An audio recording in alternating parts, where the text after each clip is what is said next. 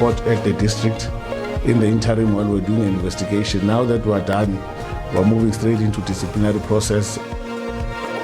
Inqununu yesikolo sezakhona eDavid neGauteng ithwaliswa uxanduva ngokusweleka kwabafundi ababini ngethuba lenkampu yokhenketho yesisikolo ngoApril. Ndiyabulela kamapolisa ngobugorha babo. Nozama uqinisekisa into bana asizukoyiswa yimigewu. Kubanjwe abanye abahanelwa abathathu emva kokuphanga kwesitudi semali kuhola wendlela N6 phakathi kwemoti necumakala eMpuma Koloni izolo. We would love to try and go and win both games there, and I'm sure Joe, knowing Joe really well, he'll be well prepared and he knows the way I coach. Amabhokobhoko iqonda mhlophe yokuba imidlalo emibini yokuvula itumente yombhoxo kwihlabathi neqela lase-Australia eBrisbane nasePerth iza kuba nguwafa-wafa.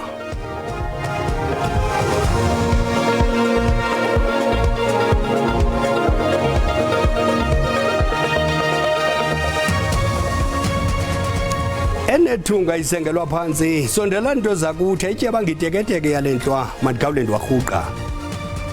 Inqununu yesikolo sezakhona eDavid neGauteng ithwaliswa uxanduva ngokusweleka kwabafundi ababini ngethuba lenkampu yokhenketho yesisikolo ngoApril. Ingxelo zithi lotitsha lomkhulu wavumela abantwana ukuba bahambe ngaphandle kwemvume yesebe lezemfundo. Uphando luzimeleyo lufumanise ukuba kwakungekho magosa oncedwe emanzini life guards ngolwasemzini kunye netitshala kwindawo ekwakutyelelwe kuyo. Uhambo lwango-April olwaphela ngeswangusha kubafundi uSibusiso Sibiya noSiphamandla Peterson emva kokuba bobabini batshona kumlambo iHenops eCenturion. Kuvakala ukuba isebe lezemfundo eGauteng lalingayinikanga imvume yolokhenketho ngoku inqununu ithwaliswa uxanduva.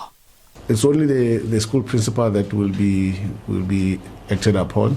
Already, as I've said earlier, that we had requested her to report at the district in the interim while we're doing an investigation. Now that we're done, we're moving straight into disciplinary process, and within that, obviously, there's a process for suspension. Umphathiswa unike ingxelo kwezintsapho zimbini ngeziphumo zophando nolubonise ukuba yayingabafundi abangama-90 kolo khenketho ekwakungekho iindadi ezincedayo emanzini kunye neetishala. Given permission by Mr. Mutlo to swim. This is where the confusion arises because of the different versions from the learners. Sibusiso and Spamandla were among the group of learners who went to swim in the dam.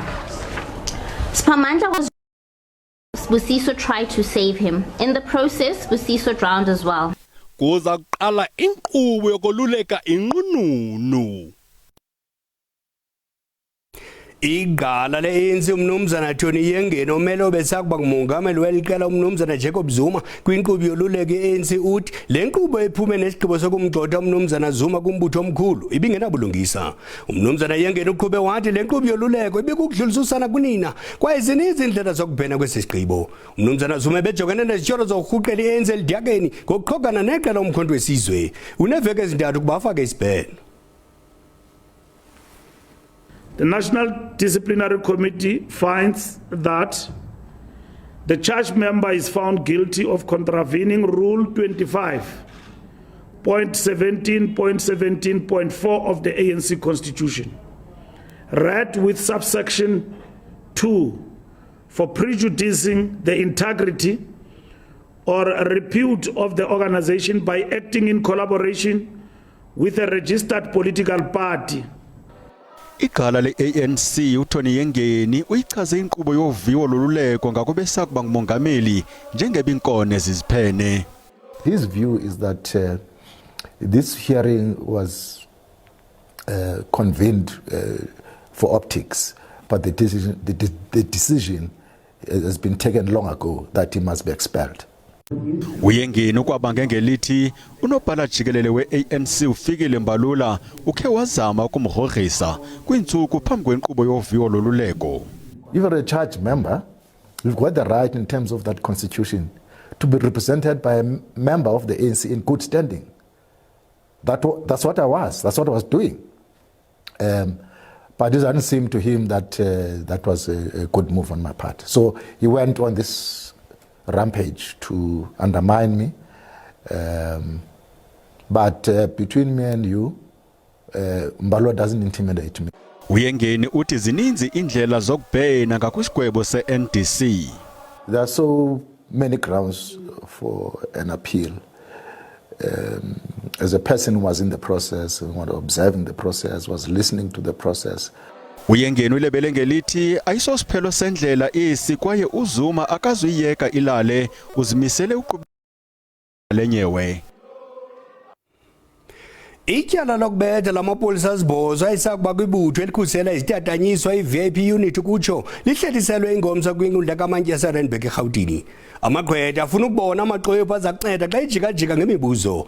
Esi sibhozo sashicilelwa kutyholwa ngelithi sibethe amajoni awayengekho emsebenzini kuwolo wendlela u-N1 kunyaka ophelileyo. Saseyinxalenye yamagosa okhuselo kasekela mongameli Paul Mashatile ngelo xesha. Namhlanje ummeli wabasolo begxile kakhulu ekulimaleni kofakazi oqala okubika ukuthi walimala ngesikhathi kunokuxakazisana phakathi kwakhe nethimba lonogada bephini likaMengameli wezwe uPaul Mashatile. I was under the impression that I had been hijacked, and I was too happy that I arrived safe at the base. All I wanted to do was to retire to bed, to rest. It was the following day that one Leonie told me that you can't look like this. You need to go to the clinic or to the sick bed. Following day. Ufakazi ke uthi ke walimala kusuka lo msindo. Uthina kuba abanakho ukudideka okuthile kodwa wagcineyile emtholampilo eyothola ukwelashwa futhi ke unabo ubufakazi bokuthi walimala kakhulu ukuqubuka isidumo. Yes, Your Worship, because at work I was told not just to go to the sick bay, Your Worship, but to go and see a doctor for a thorough examination. Leli qala lizoqhubeka kusasa. Igama lami nguCalvin wakwaDludla endabeni ze-SABC. Ngibika ngisenkantolo yeMantshi eRandburg eGoli.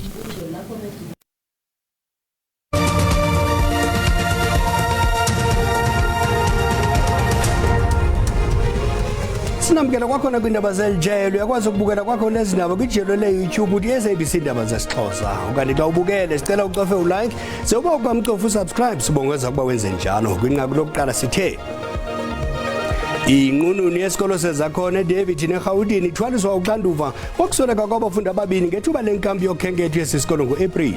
Ingxelo zithi lo titshala omkhulu wavumela abantwana ukuba bahambe ngaphandle kwemvume yesebe lezemfundo. Uphando luzimele lufumanise ukuba kwakungekho namagosa ancedwe emanzini i-lifeguards ngolwasemzini kunye netitshala kwindawo. Inqunyanyisiwe inqununu yesikolo samabanga aphakamileyo iPretoria High for Girls ngumphathiso wesebe lezemfundo eGauteng uMadome Jilwane. Le nqununu iza kuhlala phansi inyanga ezintathu ngethuba uphando ngobuhlanga kwesisikolo lusaqhuba. Ngabafundi abali-12 nabathe banqunyanyiswa kwaye lisebe kwaye uphando ngakubo nalo lusaqhuba. Inqununu yesisikolo kutyholwa ngelithi yayiyavala amehlo ayo kwiziganeko zobuhlanga nezithe zehla kwesisikolo. She's been barred from communicating with learners, she's been barred from communicating with parents, she's been barred from communicating with educators. Albeit they speak as friends in the malls, wherever. But in terms of the school processes, she's been suspended up until we conclude. So the suspension is for 3 months. So we are anticipating that in 3 months we'll be done with this whole case and the whole disciplinary process. Amagosa elisebe ongeza ngelithi uPhilippa Erasmus wabekwa njengenqununu yesikolo ngonyaka ka2018 emva kokuba kunqunyanyiswe obekhokela kwesisikolo nowatyholwa ngobuhlanga obujolise kwinwele zabafundi. We are going to investigate the matter as it is alleged that the matter was reported to the school leadership and the school failed to deal with the matter. So it is a precautionary suspension. We are still investigating. Amaqela ezopolitiko athe abamba uqhankqalazo ngaphandle kwamasango esisikolo nalapho anyanzelise ukuba kunqunyaniswe nesekela nqununu kwesisikolo. Actually, they must be dismissed because we think that They've contributed into this mess that we found ourselves in. There was a complaint last year that was lodged and a report that was given to, and the principal ignored that report, hence we are in this situation. We're tired. We want to check the leadership, the principal and the SGB in this particular school. We think they're fueling this racism. These kids are not doing it on their own. Umphathiswa akukho siganeko sobuhlanga esingazothathelwa amanyathelo angqingqwa. Ikumkani yesizwe samaZulu kumkani imisizulu kaZwelithini memelele kuba kuthatyathwa amanyathelo akhawulezileyo ukuqhubisana nezixholo-xholo zemibu kwiphondo iKwaZulu-Natal. Uqhube wathi ukudutyulwa komndilili wabantu kubeka emngciphekweni uzinzo kweli phondo. Ukumkani imisizulu ebethetha kwindiyowiso mithetho yephondo ngethuba ivulwa ngokusesikweni eMgungundlovu. Isifundazwe iKwaZulu-Natal yisona kuphela esisingatha umsebenzi wokuvulwa kweshamthetho izinsuku ezimbili. Usuku lokuqala lovulwa isilo esisesihlalweni. Isilo ke enkulumweni yaso sigxeke izigameko zodlame esifundazweni. Muva nje kubulawe abasolwa abayishagalolunye ezigamekweni ezehlukene esifundazweni ekubikwa ukuthi bebedubulana ke namaphoyisa. Ongangezwe lakhe utuse amaphoyisa ngokulwisana nobelelesi. Many amakhosi izinduna and community members are buried because of this gun violence.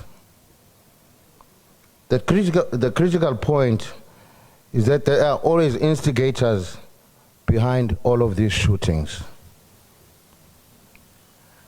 Due to the gun violence, many families are impoverished by this. Having lost breadwinners who are caretakers of their families.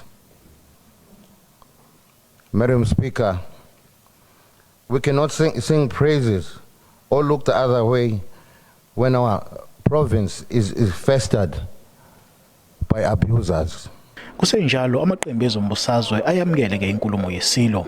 Ngaphambilini amanye amaqembu abephikisa ekubala kuwo iDA aphakamisa ukuthi inkulumo yesilo nekandunankulu wesifundazwe yenziwe ngosuku olulodwa. We're heading in the right direction. In the past, we used to have to hire venues, and it was an exorbitant cost. It used to cost a few million rand, and I think we must congratulate the Speaker on having it at the legislature. For a long time, we've said the precinct is absolutely perfect. The only purpose why these two events are separated, it is because the legislature of KZN recognizes the monarch, His Majesty the King. Ukuthi izinga lezimali alisekho phezulu kodwa uma saqhubeka sikwazi ukwenza beyibalekile uyakhumbula nje ukuthi umdloko mbane for isikhathi eside ehleli kwithrone benza ukuthi abantu bakwazi ukuzikhumbula bazigqaje ngosiko labo.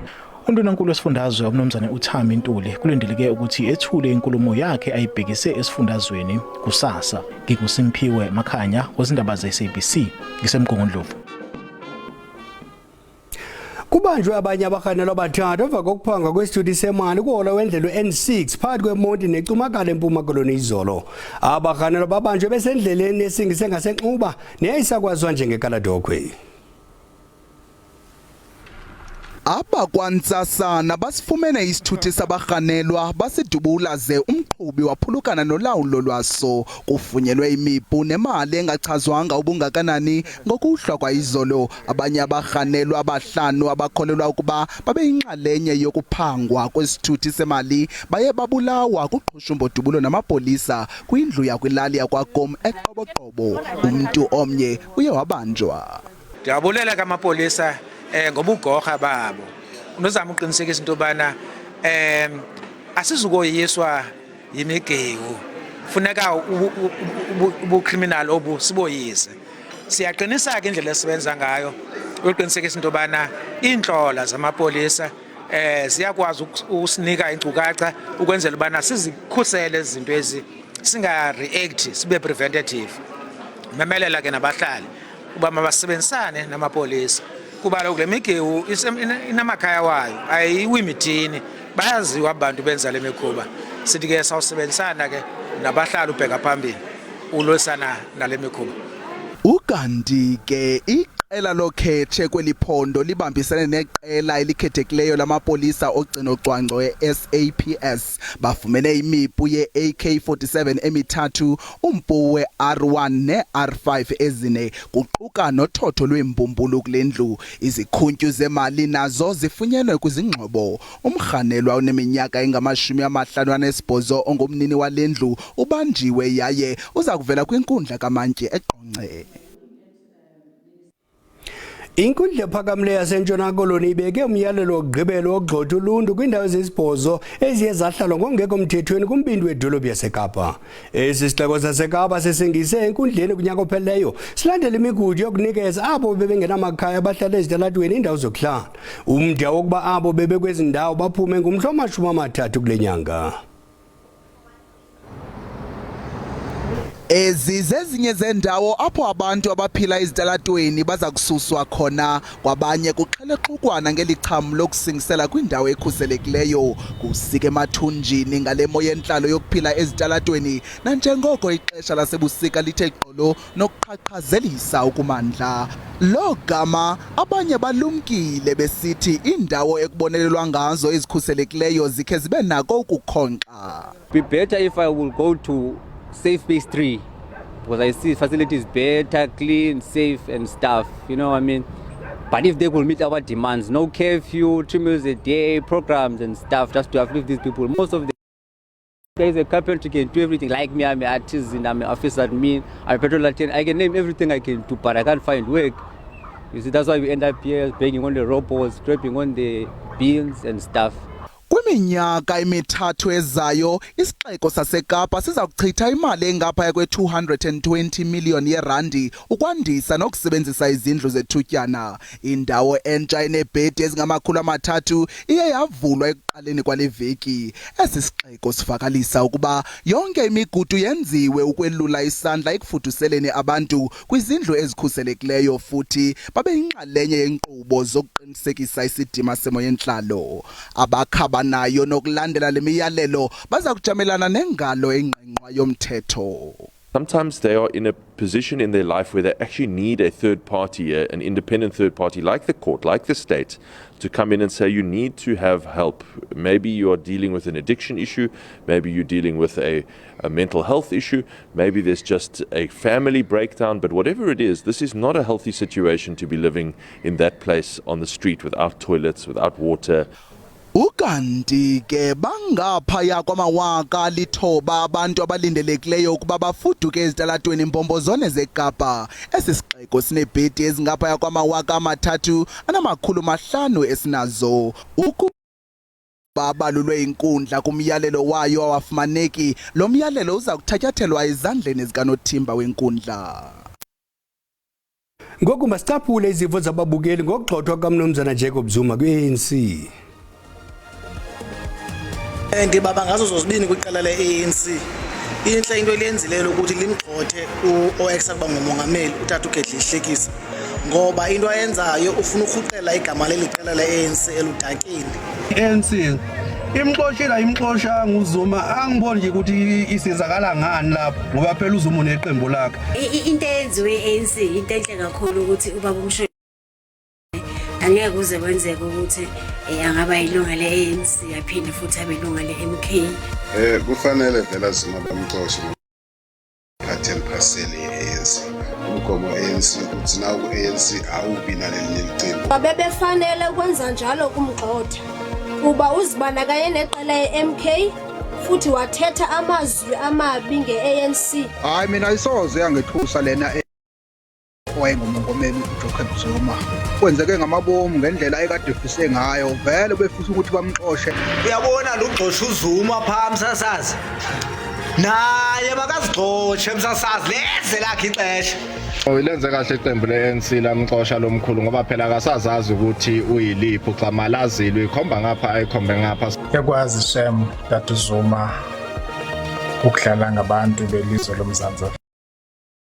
Angilibone Kwezemidlalo amabhokobhoko iqonda mhlophe yokuba imidlalo emibini yokuvula itumente yombhoxo kwihlabathi neqela lase-Australia eBrisbane nasePerth izawuba nguwafa-wafa. I-Australia isakhulisa iqela layo ngaphansi komqeqeshi uJoe Smith ngelixa umqeqeshi wamabhokobhoko uRassie Erasmus ekholelwa ke lokuba sizakuba nobuzaza iWallabies. Icace gca eyokokuba amabhokobhoko azokonyuka umqala uzulana neAustralia ebuhlantini bayo.